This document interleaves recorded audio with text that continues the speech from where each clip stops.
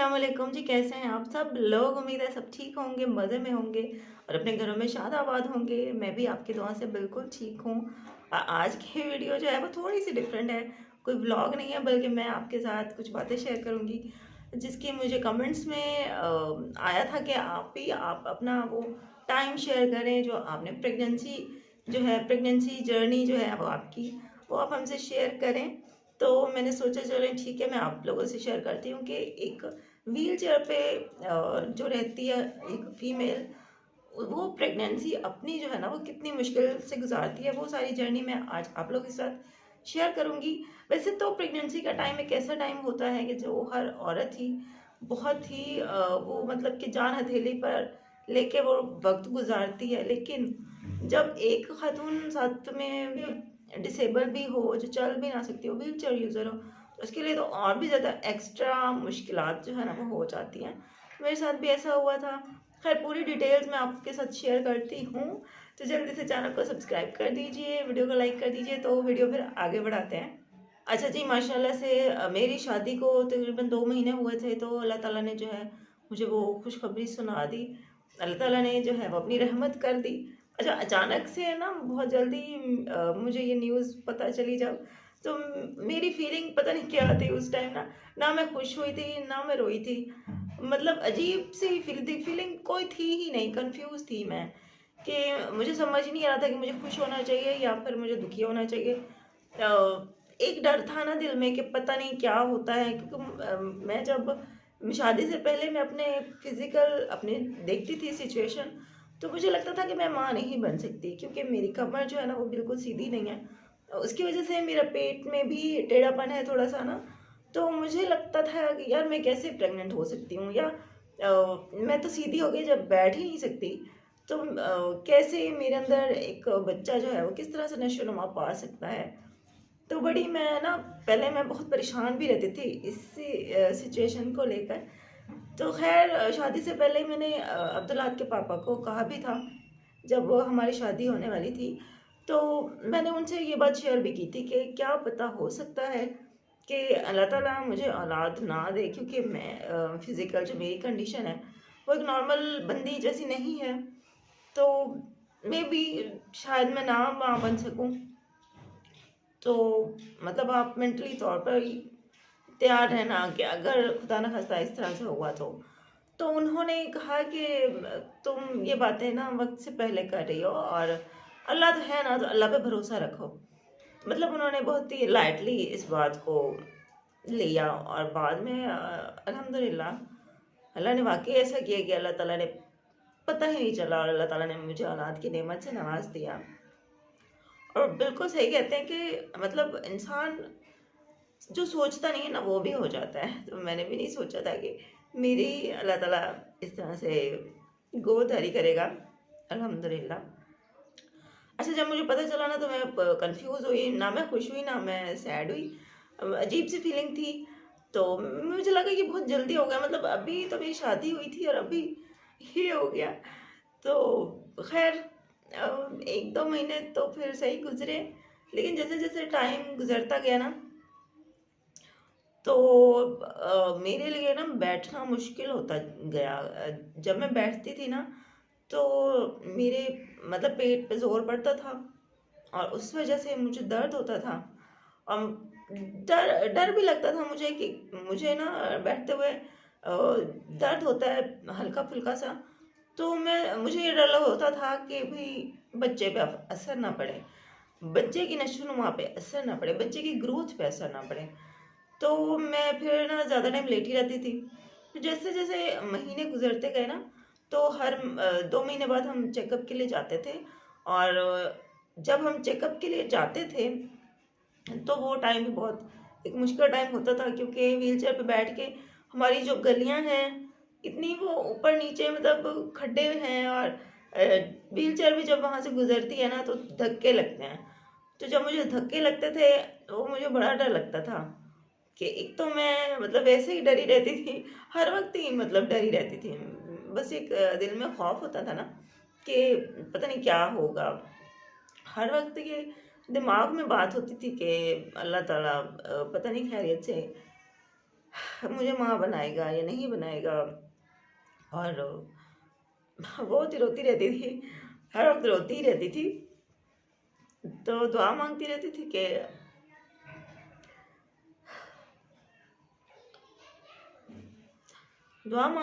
अल्लाह ताला मुझे सेहतमंद औलाद से नवाजे। खैर, और जब हम डॉक्टर के पास जाते थे तो डॉक्टर मतलब गलियों से गुजरना वो भी एक मुश्किल वक्त होता था। हर वक्त डर होता था कि धक्के लग रहे हैं तो कुछ खुदा ना खास्ता होना जाए। उसके बाद जब मैं रिक्शे में बैठना होता था मुझे, तो अम्मी मुझे उठा नहीं सकती थी क्योंकि मैं ज़ाहिर उस टाइम भारी हो चुकी थी, होती जा रही थी। तो कभी हस्बैंड साथ होते थे, कभी मेरे जो मामू हैं, बड़े मामू, वो साथ होते थे।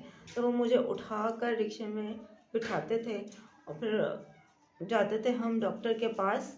अच्छा, जब मेरी शादी हुई थी, मतलब शादी के बाद फ़ौरन ही, तो जो मेरे हस्बैंड है ना, उनकी एक और जगह पे वो जॉब करते हैं जहाँ पे उनकी सैलरी बहुत कम थी और बहुत ही मुश्किल माली एतबार से ना बहुत मुश्किल हालात होते थे। तो उन्हीं दिनों फिर अम्मी ने जो है ना वो एक जगह पे जॉब की, काम किया, एक स्कूल में सफाई का काम अम्मी करती थी। तो ज़ाहिर है स्कूल के टाइमिंग जैसे होती है कि सुबह सुबह तो अम्मी जो है वो सुबह सुबह चली जाती थी, नाश्ता बना के दे जाती थी मुझे भी और अब्बू को भी। अब्बू भी उन दोनों बीमार होते थे तो अब्बू भी मतलब पूरी तरह अम्मी पे डिपेंडेंट थे। अम्मी उनको उनका ख्याल रखती थी। तो मैं भी एक तरह से मरीज़ हो गई क्योंकि मैं भी उठ के बैठ नहीं सकती थी। जैसे जैसे टाइम गुजर रहा था ना, जैसे जैसे महीने आगे बढ़ रहे थे, तो डॉक्टर ने भी मुझे ये कहा था कि ज़्यादा टाइम आप लेट की रहो क्योंकि बच्चे के लिए जो जगह है ना वो कम है अंदर, मतलब उसकी ग्रोथ के लिए। तो अगर आप लेटी रहोगी तो वो सही होगा। तो जब भी मैं उठ के बैठती थी ना मुझे ज़ोर पड़ता था पेट पर, और मुझे डर भी लगता था कि बच्चे पे ज़ोर ना आए, तो बच्चे को कुछ ना हो, इसलिए फिर मैं लेटी ही रहती थी। तो अम्मी जो है वो सुबह सुबह चली जाती थी स्कूल, अपने काम करती थी, स्कूल में सफाई का काम करती थी। हस्बैंड की उन दिनों बिल्कुल एक बहुत ही कम सैलरी वाली जॉब थी। तो वो उस घर में भी खर्चा देना और इस घर में भी खर्चा देना, तो बहुत कम खर्चा देते थे। तो उन दिनों में ना बहुत हमारे माली हालात बहुत बहुत ख़राब रहे। तो अम्मी का वो स्कूल पे जाना वो भी एक मजबूरी था कि वो लाजमी करनी पड़ी अम्मी को। तो अम्मी सुबह सुबह चली जाती थी, मैं अपने कमरे में होती थी और अब्बू जो है वो दूसरे कमरे में होते थे। इस कमरे में जहाँ पे अब हमने किचन बना लिया है तो यहाँ पे अब्बू सोए होते थे, मैं उस कमरे में होती थी और मैं सारा दिन सोई रहती थी। तब मेरे पास स्मार्टफोन भी नहीं होता था और इनफैक्ट टीवी भी नहीं होता था। हस्बैंड तो वैसे ही मेरे वहाँ तब भी ऐसे ही आते थे, मतलब 10-10 दिन बाद। तो अम्मी भी चली जाती थी और मैं अकेली सारा दिन लेटी रहती थी और छत को घूरती रहती थी। और वो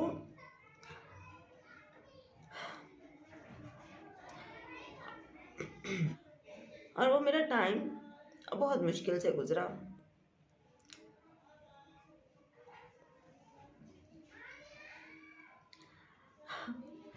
मैं सारा दिन छत को घूरती रहती थी।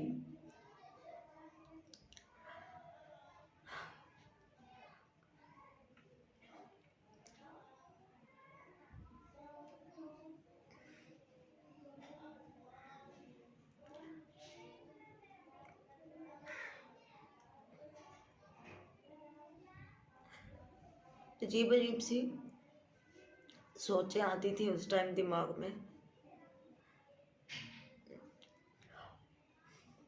कभी ये सोचती थी कि इस टाइम पर तो हस्बैंड को साथ होना चाहिए था, पर वो नहीं होते थे और अम्मी भी साथ नहीं होती थी।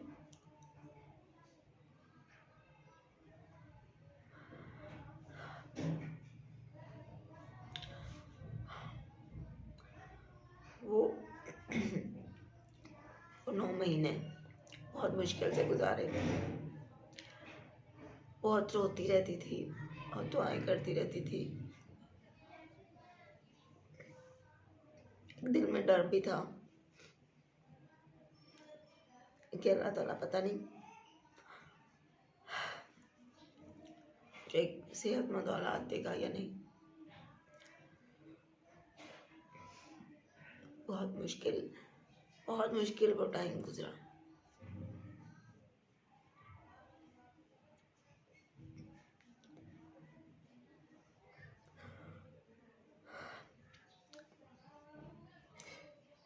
और जब स्कूल बंद होता था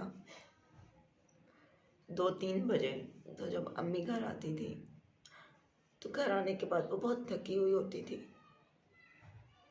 उसके बाद उन्होंने घर का काम भी करना होता था, खाना वगैरह वही बनाती थी, किचन नहीं था तब, और किचन होता भी तब तो मैं खाना नहीं बना सकती थी ना, क्योंकि मैं बैठ ही नहीं सकती थी, बैठा ही नहीं जाता था मुझसे। तो मैं अम्मी को देख कर भी दिल में बहुत बहुत रोती थी कि मैं कैसी बेटी हूँ जो मैं अम्मी को सहारा देने के बजाय, अम्मी का सहारा बनने की बजाय मैं खुद अम्मी पे डिपेंडेंट हुई पड़ी हूँ। मैं खुद अम्मी का मतलब मेरे काम अम्मी को करने पड़ते थे, अम्मी को मेरे कपड़े धोने पड़ते थे, अम्मी को मुझे खाना बना के देना पड़ता था, खिलाना पड़ता था। यहाँ तक कि मैं एंड में तो इतना हो गया था कि मैं बैठकर खुद खाना भी नहीं खा सकती थी, मतलब बैठ के नहीं खा सकती थी, लेटे लेटे खाती थी। इस हद तक मतलब हो गया था मेरा कि मैं जैसे ही उठ के बैठती थी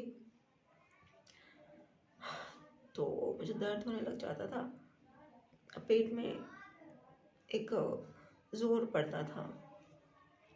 बहुत बहुत बहुत मुश्किल वो 9 महीने गुजरे,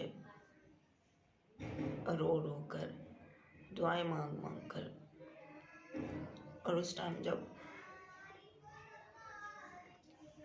जब एक वाइफ को सबसे ज़्यादा ज़रूरत होती है हस्बैंड के साथ की, अपनी माँ के साथ की, तो नहीं था। हस्बैंड भी ऐसे ही बिजी रहते थे, कभी कभी आते थे, कभी 8 दिन बाद आ गए, 10 दिन बाद आ गए। और अम्मी भी सारा दिन स्कूल होती थी, वहाँ से थक कर वापस आती थी, तो उनसे भी मैं कोई बात शेयर नहीं करती थी।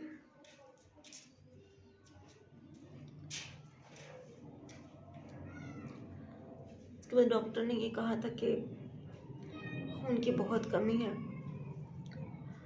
तो ऑपरेशन उसने मेरा बताया था। 4 बोतलें मुझे लगी थी खून की। जो हाथ के पापा हैं उनका ब्लड टेस्ट किया गया, तो उनका और मेरा सेम ब्लड ग्रुप था, मतलब तो एक बोतल तो उन्होंने ही मुझे दी थी, खून की बोतल उन्होंने मुझे दी थी। एक खून की बोतल एक मेरी कज़न है उन्होंने दी थी, और एक खून की बोतल जो है वो हस्बैंड के दोस्त हैं उन्होंने दी थी। और एक खून की बोतल जो है वो जहाँ पे मेरी अम्मी स्कूल में काम करती थी ना, जॉब करती थी ना, तो वहाँ पर जो प्रिंसिपल था, कि अम्मी ने उनको बताया हुआ था ना कि मेरी बेटी मतलब डिलीवरी होने वाली है, वो चल नहीं सकती, और डॉक्टर ने उसको खून की कमी बहुत बताई है। तो उसने कहा कि अम्मा जी आप मुझे बताइए कि कौन सा ब्लड ग्रुप है, अगर मेरा वही हुआ तो मैं ज़रूर दूंगा। और फिर वो बाकी मेरे वाला ग्रुप था उनका, तो फिर उन्होंने भी एक बोतल दी थी, तो 4 बोतलें मुझे लगी थी। और फिर फाइनली वो दिन आ गया है जब हम हॉस्पिटल गए। ऑपरेशन का जब उन्होंने बताया तो मैं गई फिर ऑपरेशन थिएटर में। ज़ाहिर है वो एक ऐसा वक्त होता है कि इंसान को पता नहीं होता कि हम ऑपरेशन थिएटर में जा रहे हैं तो वापस पता नहीं जिंदा वापस आएंगे या नहीं आएंगे। तो अम्मी बहुत परेशान थी, रोती रही बाहर, और हस्बैंड भी काफ़ी परेशान थे, दुखी थे। वो भी जब उन्होंने साइन करके दिया था ऑपरेशन के लिए तो वो भी इमोशनल हो गए थे। पर जब मैं प्रेग्नेंट थी तो हस्बैंड ने मुझे कहा था कि मेरा दिल कहता है कि हमारा बेटा होगा और हम अपने बेटे का नाम अब्दुल्लाहद रखेंगे। तो मैंने कहा ठीक है, आपकी मर्ज़ी है, जो नाम रखना आप। तो फिर जब माशाल्लाह से जैसे ही वो हमारा डिलीवरी हुई, डॉक्टर ने इन लोगों को बताया, अम्मी को बताया कि बेटा हुआ है। तो बस अम्मी को मैं पहले ही बता चुकी थी कि अम्मी हस्बैंड कहते हैं कि बेटा होगा तो फिर हम अब्दुल्लाहद नाम रखेंगे। तो जैसे डिलीवरी हुई, अम्मी ने कहा कि हमारा अब्दुल्लाहद जो है वो आ गया है। और फिर उसके बाद सर्दियों के दिन थे, 7 जनवरी थी। तो मैं तो काँप काँप के, जब मुझे होश आया मुझे सर्दी इतनी लगी हुई थी, मैं काँप रही थी। और मैंने जब साइड पे देखा, बच्चा वहाँ पे लेटा हुआ था। वो डॉक्टर जो थी उसने फीडर बना के बच्चे को गोद में उठाया, उसको फीडर पिलाने लग गई। और फिर वो मेरी तरफ मुड़ी और फिर मुझे उसने कहा कि मुबारक हो, आपका बेटा हुआ है। तो उस वक्त भी मेरी कोई फीलिंग नहीं थी। उस वक्त भी मतलब ऑपरेशन हुआ था उसी टाइम, तो जाहिर है समझ नहीं आया था, मतलब ना खुशी, मैं मुस्कुराई भी नहीं उस टाइम। अजीब एक दर्द, पता नहीं क्या था उस टाइम, मतलब सुन्न हुआ पड़ा था ना जिसम, तो ऐसा लग रहा था फीलिंग्स भी सारी सुन्न हुई पड़ी हैं। तो खैर अल्हम्दुलिल्लाह, अल्हम्दुलिल्लाह अल्लाह ताला ने सेहतमंद औलाद से नवाजा, अल्हम्दुलिल्लाह। उसी टाइम को याद करके फिर अभी मैं दोबारा फिर प्रेग्नेंट हुई भी नहीं। तो डॉक्टर ने भी मना किया था कि 5 साल तो बिल्कुल सोचो ही ना। इसके बाद ये है कि फिर मैंने दोबारा इसलिए नहीं होने दिया, अपनी प्रेगनेंसी नहीं होने दी क्योंकि अब्बू बीमार थे। अम्मी को जो है वो अब्बू का ख्याल रखना पड़ता था, अब्बू की टेक केयर करनी पड़ती थी प्रॉपर। अम्मी ही अब्बू को उठाती थी, बिठाती थी, लिटाती थी, उनको खाना वाना उनका सब कुछ अम्मी ही करती थी। तो मैंने सोचा अगर अम्मी बहुत थक जाती थी, ज़ाहिर है घर का काम भी अम्मी करती थी, किचन नहीं था उस टाइम में, रोटी शोटी मैं नहीं बना सकती थी, अम्मी बनाती थी। तो मैंने सोचा यार अगर मैं अब फिर दोबारा प्रेग्नेंट हो जाऊँ तो अम्मी का तो काम बढ़ जाएगा, अब्बू का भी ख्याल रखना, और फिर मैं भी एक मरीज़ बन जाती हूँ ड्यूरिंग प्रेगनेंसी। तो अम्मी कैसे मुझे संभालेंगे, दो बंदों को कैसे अम्मी संभालेंगी। और फिर साथ अब्दुल्लाहद भी माशाल्लाह से हो गया था, बच्चे के भी बहुत 100 काम होते हैं। तो बस इसी को देखते हुए फिर मैंने नहीं, मतलब नेक्स्ट बेबी का नहीं सोचा। और फिर बस यही करते करते फिर ये कि अब्बू का इंतकाल हो गया। और अब तो फिर खुद अम्मी की तबीयत सही नहीं रहती है, तो इसलिए फिर फिर मैंने बस यही सोचा कि अल्लाह ताला मेरे बस बच्चे को नेक बनाए, लंबी ज़िंदगी दे उसको। आई नो वो अपने बहन भाई को मिस करता है, लेकिन अभी अब इस तरह की सिचुएशन नहीं है कि मैं नेक्स्ट बेबी का सोचूं, क्योंकि क्योंकि घर में और कोई नहीं है जो फिर मेरा ख्याल, मैं भी फिर मतलब एक मरीज़ बन जाती हूँ, फिर मेरा ख्याल रखना, घर को संभालना, घर का ख्याल रखना, फिर अब्दुल्लाहद का ख्याल रखना, अब्दुल्लाहद के काम करना, वो फिर सब कौन करेगा। तो बस यही सोचते हुए ना अभी अभी कुछ भी नहीं, मतलब नेक्स्ट कोई प्लान नहीं है। बस अल्लाह ताला इसको सेहत दे, लंबी ज़िंदगी दे, नेक बनाए, बस यही था। ये थी मेरी प्रेगनेंसी की जर्नी। अभी मैंने तो यहाँ पे काफ़ी मतलब काफ़ी बातें जो है ना वो शॉर्ट शॉर्ट करके बताई हैं, वरना बहुत बहुत वो एक मुश्किल टाइम था जो मैंने गुजारा है, वो 9 महीने। मैं ये नहीं कह रही कि सिर्फ मैंने बहुत ही कोई अनोखा काम किया है। हर माँ जो भी माँ का रुतबा जो भी औरत पाती है, वो मौत के मुंह में जाकर वापस आती है, तभी एक औरत माँ बनती है। ये नहीं कह रही कि मैंने कोई अनोखा काम किया है, लेकिन मैं बस आप लोगों के साथ ये शेयर कर रही हूँ कि जब एक व्हील चेयर पर एक औरत होती है, वो जब प्रेग्नेंट होती है तो उसको कितनी मुश्किलात का सामना करना पड़ता है। जब हम जाते थे ना चेकअप करवाने हर दफ़ा डॉक्टर के पास, तो दिल धक धक कर रहा होता था कि अल्लाह करे खैरियत से हम लोग जाएं, खैरियत से आएँ और वहाँ पे अल्ट्रासाउंड जो डॉक्टर भी हमें अच्छी खबर सुनाए और मतलब सब कुछ ठीक रहे। तो बहुत अल्लाह से दुआएं मांग के अल्लाह ताला ने फिर भी करम कर दिया। और अभी जो भी देखता है, जो भी मतलब मोहल्ले वाले या जो भी वो देखते हैं, तो वो कहते हैं कि वाकई मतलब अल्लाह ताला ने मुआजिज़ा किया है कि लुबना को अल्लाह ताला ने साहिब औलाद किया है। तो अल्लाह ताला का जितना मैं शुक्र अदा करूँगा मैं कि उसने मुझे माँ का मकाम दिया। अल्लाह ताला ने मुझे बेटे की नेमत से नवाजा, मुझे औलाद की नेमत से नवाजा। बेटा हो या बेटी होती कोई मसला नहीं था। एक माँ, मुझे माँ बनना ही मेरे लिए बहुत बड़ी बात है। अल्लाह ताला सब जो भी बे औलाद हैं, अल्लाह ताला सबको औलाद की नेमत से नवाजे। अल्लाह ताला सबको सेहतमंद नेक औलाद साले औलाद से नवाजे। आप लोगों से बस आज की वीडियो इतनी सी ही थी, काफ़ी लंबी हो गई है वीडियो। तो इंशाल्लाह कल आपसे फिर मिलते हैं नए व्लॉग के साथ। अपना ख्याल रखिएगा। अल्लाह हाफिज़।